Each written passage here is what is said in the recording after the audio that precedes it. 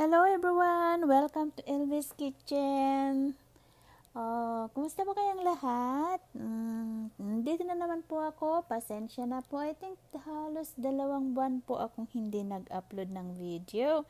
Kasi I decided to stop na sana. Kaya lang, na-inspired ako dahil habang wala ako sa YouTube, araw-araw may nagsusubscribe. Tapos mas marami pang nag-subscribe sa akin nung wala ako kaysa nag-upload ako ng video. By the way, i-ano ko muna ito sa lulutuin ko. Itutuloy ko mamaya yung ano. Magluluto tayo ngayon ng tawag namin dito sa Ilocano is dila-dila. In Tagalog is palitaw. Yan, malagkit po yan. Bigas na malagkit. Or ang tinatawag natin glutinous flour. Yan. Maglalagay lang po tayo ng tubig sa ating basin. I-mix with the flour. Yan po. Yan. Natutuwa po ako dahil araw-araw may nagsusubscribe. Kaya na-subscribe at saka sinishare din nila yung mga video ko. Dumadami po yung views. Kaya sabi ko sige. Kahit paminsan-minsan ako mag-upload, sige, ituloy ko, isi-share ko kung may mga bagong recipe o di kaya mga lulutuin ko na pwede kong i-share na pwedeng anuhin din ng iba. Parang ginagawa ko din kasi kahit hindi naman ako sa marunong o magaling magluto, medyo may alam lang.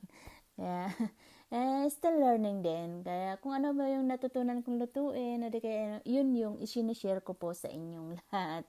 Kaya andito na naman po ako mag-share sa inyo ng aking recipe. Hindi po ito bago dahil alam ko po marami din po sa inyo ang nakakagawa nito o maraming gumagawa o nagluluto ng ganitong merienda. Pero nilagyan ko lang po ng twist. Ayan, sige na naman ng daldal. Hindi ko na sinasabi yung mga ginagawa ko. Ito po yung hinahati ko.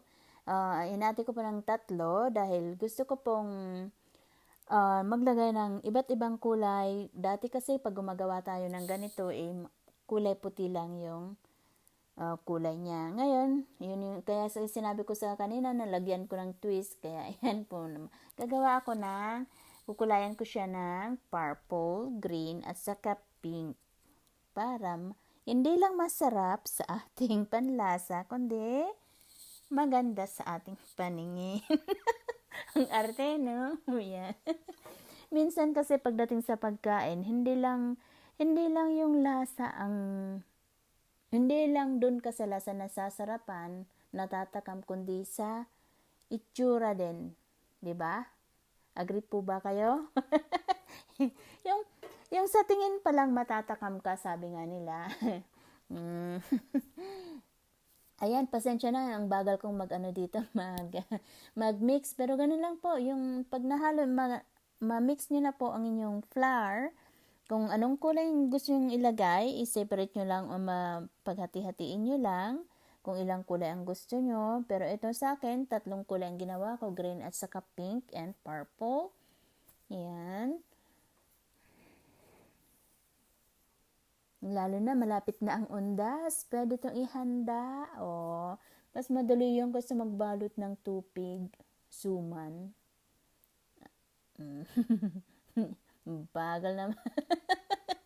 Ayan, ito naman ay kulay pink. Mukhang red pero pink po yan. Dahil konti lang nilagay ko. Ayan, kinamay ko na po. Malinis naman, naghugas naman ako, kaya lang ayaw ko makulayan ang daliri, ang kamay. Madikit po yung kulay na yan, kaya yan. Gumamit din ako na Ayan. Yan, malapit din ng Pasko. Kahit sa Pasko, pwede ihanda. O yung mga mahilig mag-business dyan. Kung kulay puti ang dating ginagawa niyo, pwede niyo haluan ng kulay. Diba? Para colorful. Siya nga po pala, habang hinahalo ko ito, nagpakulo na rin po ako ng tubig sa kaldero. Tapos, shortcut ko na din yung video para hindi masyadong mahaba yung papanoorin nyo dahil alam ko naman lahat ay busy. Ayan, shortcut na rin yung video. So, nung kumulo yung tubig, binilog-bilog ko muna yan, tapos plinatin ko konti, i-flat konti, ilubog doon sa tubig, pagkalubog, Yan, antayin lumutang. Pag lumutang na yon, ibig sabihin luto na siya. Kaya tinawag na palitaw. Kasi lumitaw na. Ayan, thank you for watching.